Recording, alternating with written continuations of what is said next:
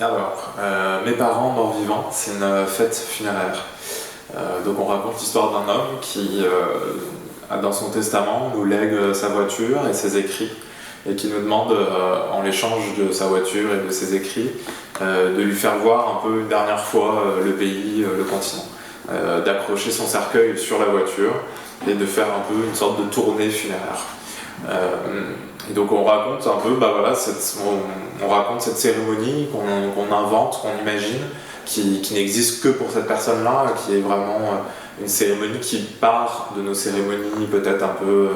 nos cérémonies religieuses ou laïques dont on a l'habitude, des cérémonies funéraires. On part de ça et puis on prend beaucoup de liberté et on invente un peu la nôtre.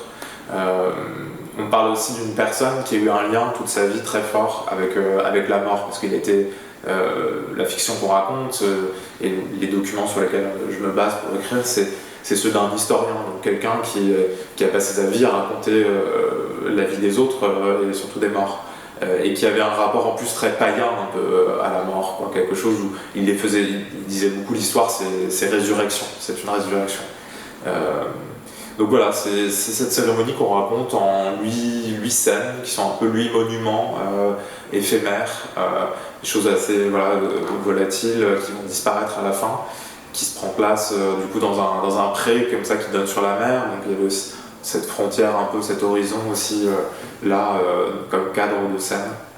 Cette personne a eu un lien très fort avec la Révolution, avec l'histoire de la Révolution, avec la Révolution qui l'a traversée lui-même, une des révolutions qu'il a traversées. Et du coup, c'est aussi une histoire vraiment collective en fait. C'est pas seulement la vie d'un homme, mais c'est la vie d'un homme pris dans le tissu de plein de relations, de plein d'histoires, celle de ses contemporains, celle de 2000 ans d'histoire, etc. On essaie de faire ça un peu une grande histoire, à la fois intime, la mort d'un homme, et en même temps la mort d'une grande histoire, quoi.